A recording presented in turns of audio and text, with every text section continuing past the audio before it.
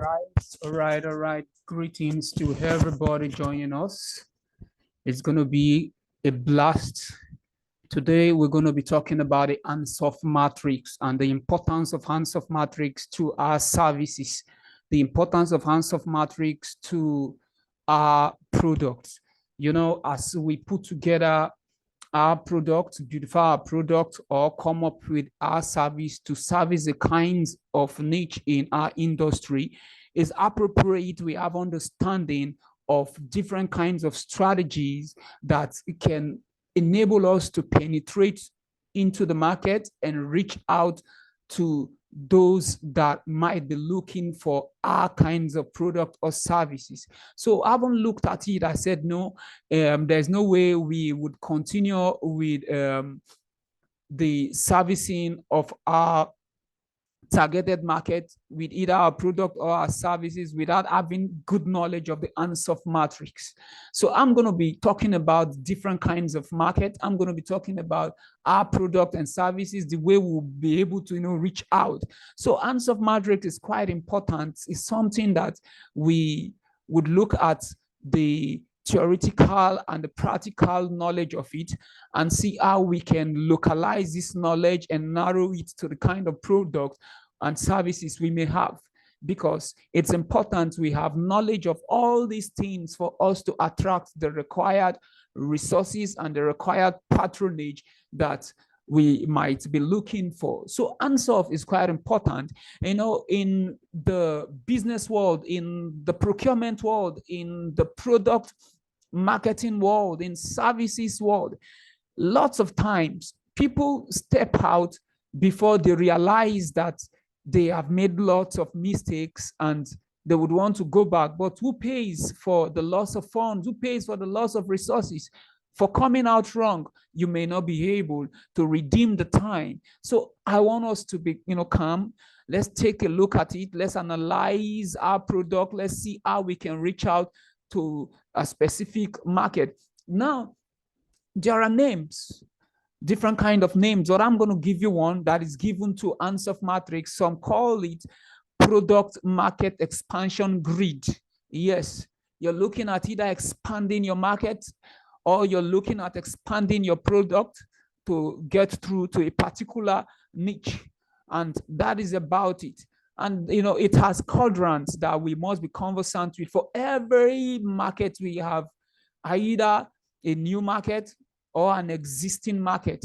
And looking at our product or our services, we may have a new product or an existing product. So if peradventure we have a new product, what should we do to attract our required, our speculated, targeted market? What should we do if we have an existing product in a new market? There is what is expected of us to do as product and service owners. And this is what I want to share with us. So for instance, you may be asking Ansoff, what it is. It sounds like a nuclear science word, the word that is coined out from professional businesses and marketing. You may be right, but I would say we have to localize right now. We have to localize this knowledge, to a level where we can deal with it and fetch out the best out of it. Let's take a look at a short description of what an Ansoff Matrix rather would be. It is like a frame that we put together in an organization to consider different kinds of markets and also to come up with strategies on how to break into these markets. All right. And this is based on two variables: your product and the existing market. And for our product and its existing market, we would have it cascaded into 4 quadrants, just the way we have it here. If you can take a look at the diagram here, you can see that in this quadrant, we have, in the Y quadrant, we have markets. And in the X quadrant, we have products. This is how it works. You see that the market is a new market or an existing market that we are trying to break into. So what should we do? We still have to take a look at our own product. Is it an existing product we have or a new product? Once we have this knowledge of what we're doing, there are 4 growth strategies that are required from us to break into and to break even. The very first one, it is the market penetration strategy, or number 2, the product development strategy, or the market development strategy. 4th is the diversification strategy. Different ways we would look into these strategies and know what is best for us, what is best for you. Taking a look at the quadrant, all right? You are a startup and you have gone to choose a product that is new. For instance, you have a new product. You're coming up with a new product in an existing market. What would you do? What would be your strategy? Your strategy should be the product development. You have to look at developing your product. What if your product is an already existing product and you want to strengthen it in an existing market? You want to be able to penetrate in, you want to be able to get through to a certain area, or maybe to increase your market share. What would be your strategy? Your strategy has to be the market penetration strategy. Okay, just relax. I'm going to break it down to a level where we would know what best fits our own product and market. Then in a new market with an existing product, we would have to think of market development, looking for a way to induce the market, to expand it. And if we have a new product in a new market, we just have to diversify.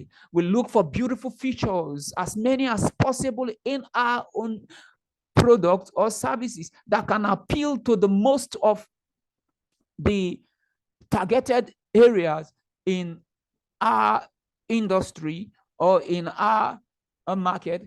So that is about that. But before we move on, let me kindly introduce myself in a way to you as the presenter that is going to be taking you through the Ansoff Matrix. And my name is Pekene.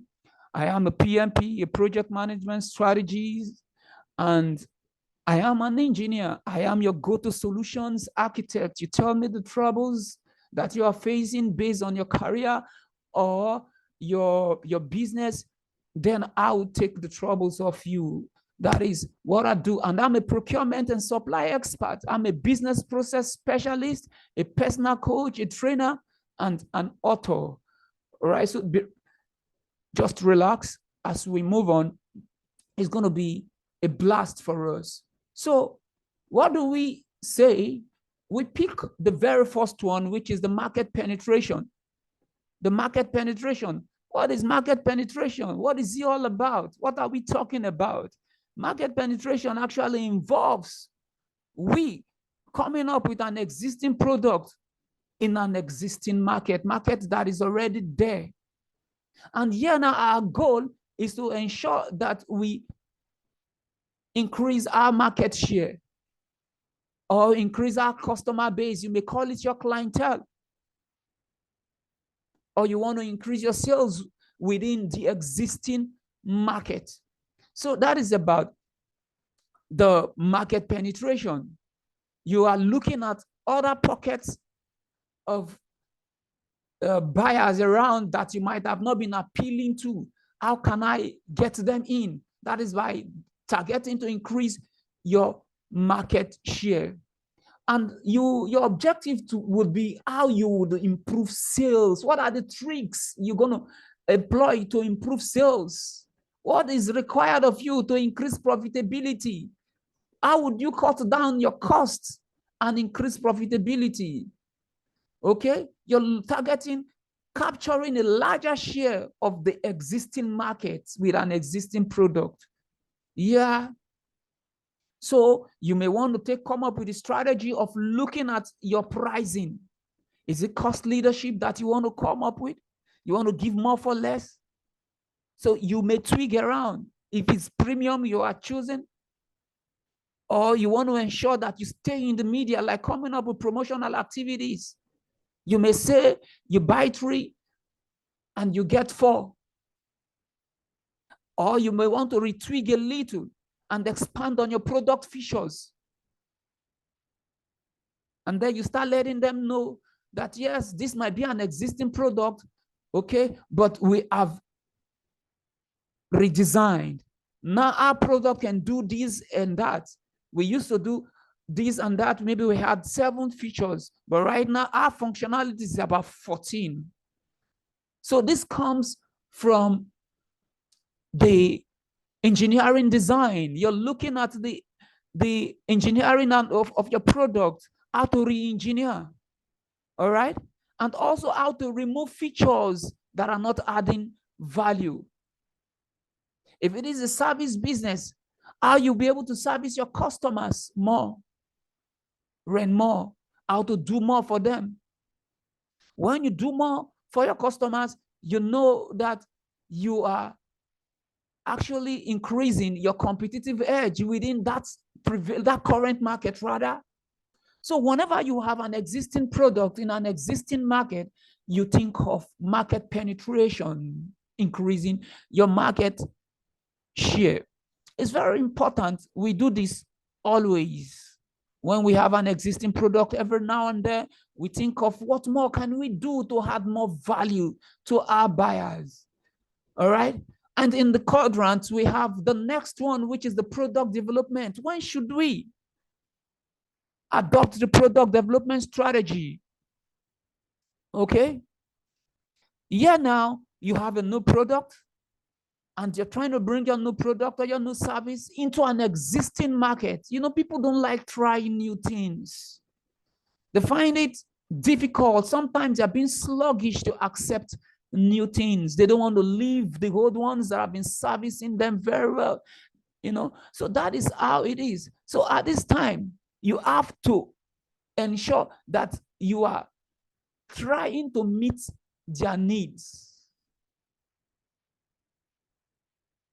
And you want to show the people what the already existing product cannot do that your product is coming to do. And certain times this comes up from a place of the needs analysis.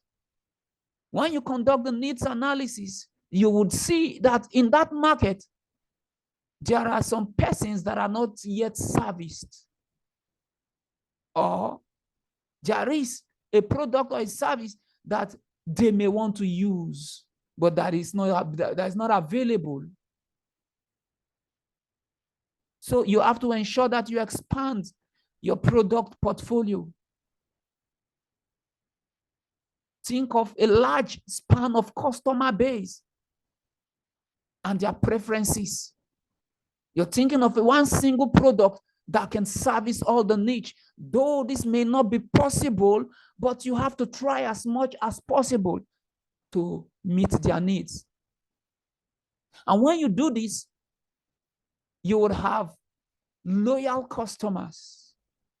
They may be sluggish in adopting you, but when they come and start using your product, they will not be those that will advocate and talk to others and campaign for you, and they become your indirect marketers. So your strategy should be, if you want to develop your product, that it must be that you are conducting research holistically. You put out some resources for research and development. You attract innovations within your business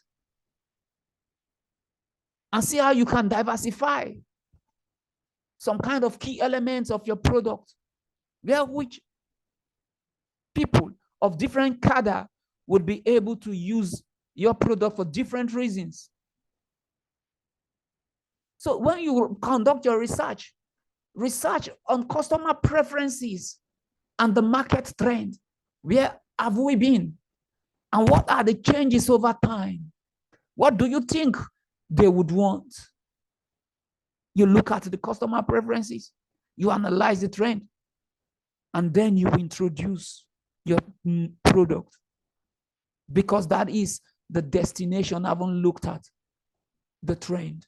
If you can understand trend, you may be able to make a good forecast. And this is the basics of data analytics. You have to be data friendly. You have to be figure friendly. You should be able to speculate the direction I haven't seen, the historical trend of that market and the kinds of product they have been embracing.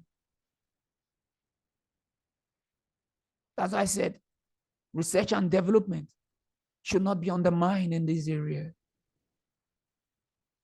Number 3, market development.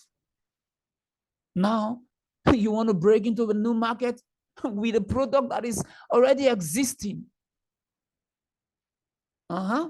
You're seeking to expand your clientele. You're seeking to expand your customer base.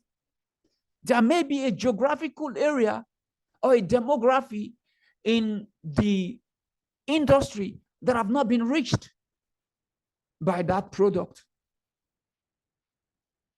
or businesses in that line. Yeah. So I would encourage you to segment the market at this point. And you will identify the untapped market. Come up with ways that you can combat dependencies in that market. Give people reasons to make choice. Feed their ability to make choices. Come up with alternatives. It may not be better alternative, but I assure you, certain times, people would prefer the second best, maybe because of a reason, price, maybe lifestyle, maybe trends, maybe publicity, what appeal. These are things that you have to do in that area and make them understand that there is this and this product and service that can help them solve this. They may not be aware.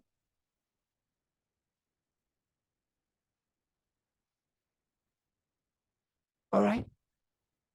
A product could be selling in Australia and may not be selling in Africa.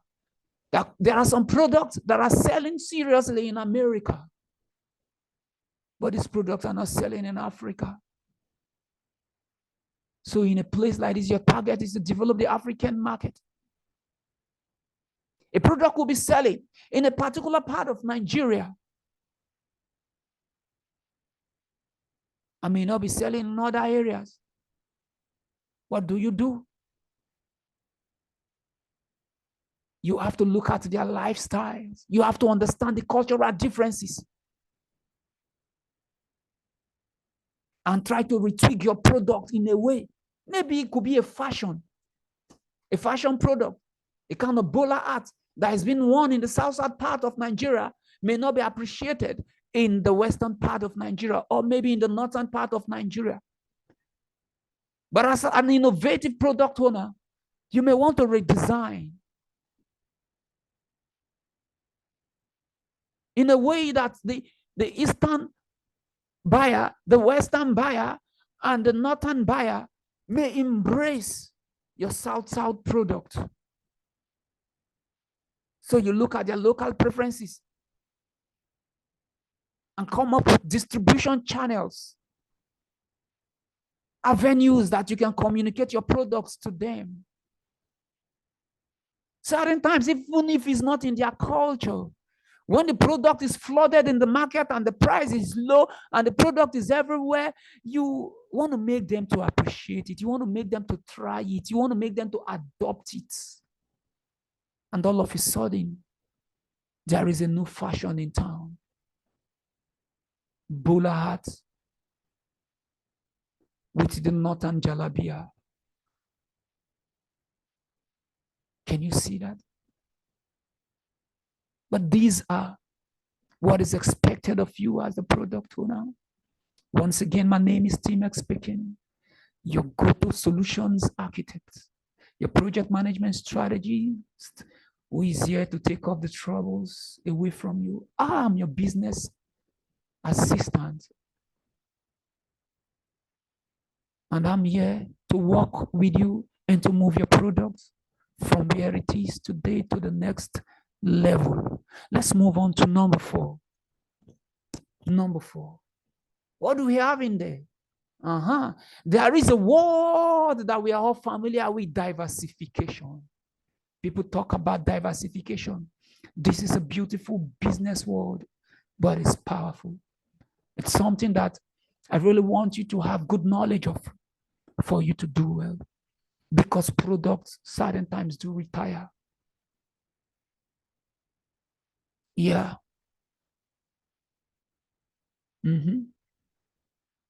Products certain times will retire. Yeah. And people start looking at thinking of new things. What would you do? But a single word that I want you to lay hands on is new product. New.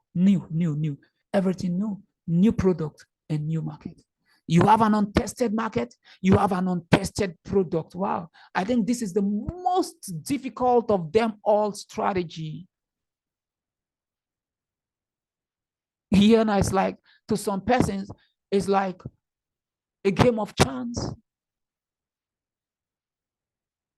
But think of categorization under 2 areas: related diversification, okay, and unrelated diversification.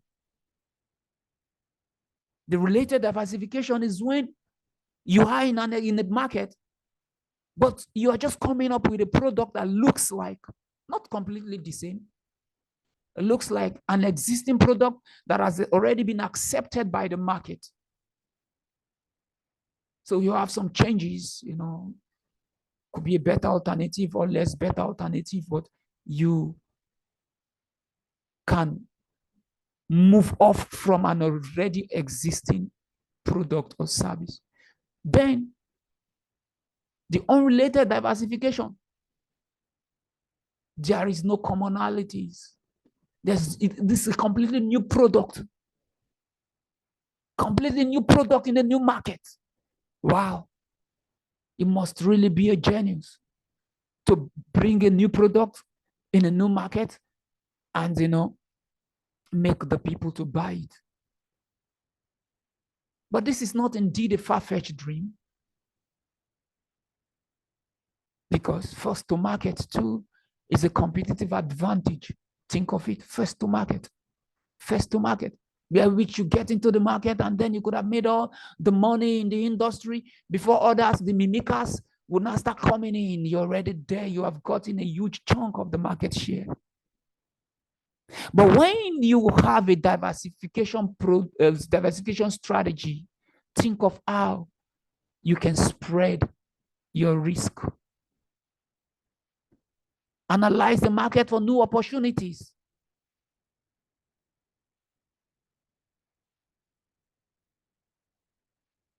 Yeah. That is it. But in all, you can't just sit down and come up with ideas without testing them. So that's why I would recommend in all an extensive research. You assess the kind of risk for diversification, because it is wrong for you to use your 2 legs to test the depth of the water. It is wrong for you to pour your all into a product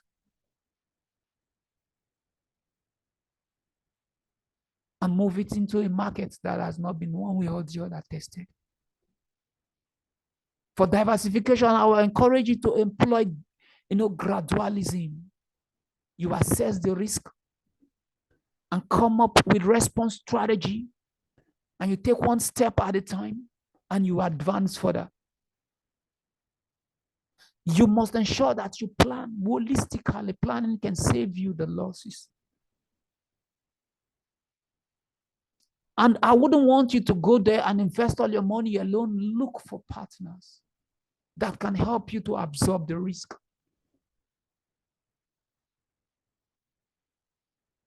Look for people who have the terrain inclination.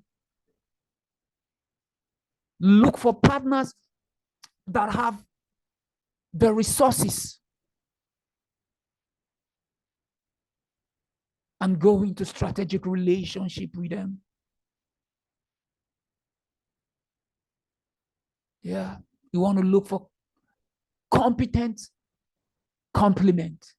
You go into strategic alliance with competent complement.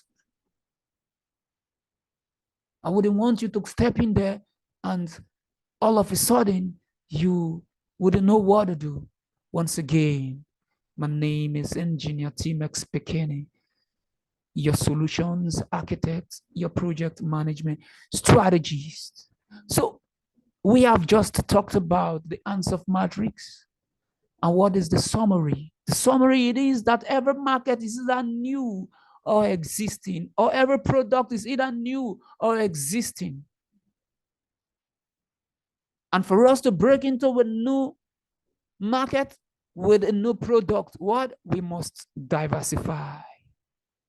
Look for more and more features in a related and or unrelated market. If we have a new product in an existing market, we come up with what? The market penetration strategy. Certain time we could be given discounts in a way that the cost leaders in the market could not give it to them. It doesn't matter how much you may be losing here in the interim, but with time, we should be able to recoup and break even. It may take a longer time, but we would at the long run if we do our analysis very well. With an existing product in a new market, come up with what? The market development strategy.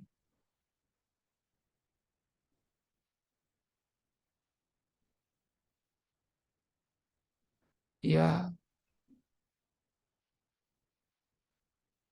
And the product development strategy is when you have a new product in an existing market. So that's that about the product and the market expansion grid. It's important. At this junction, I want to encourage everybody to start looking at honing their own product, starting their own businesses, coming up with a service to service a niche. Yeah. See it that I must own a product and a profitable product. You may come up with a speculated time, but you must sell. You must sell. There's no place in the world for consumers and consumers alone. That's why you see nations that are consuming more are struggling. You see individuals that are consuming more, they're struggling. So for you, if you had product or services already in the market, think of how you can, diversify. Think of how you can claim more market share. That is what I brought to us today. Thank you for watching. Thank you for listening. Once again, my name is T-Max Pekene, your solutions architect.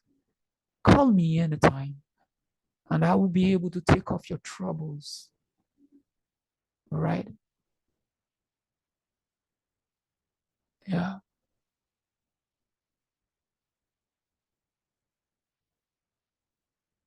Yeah.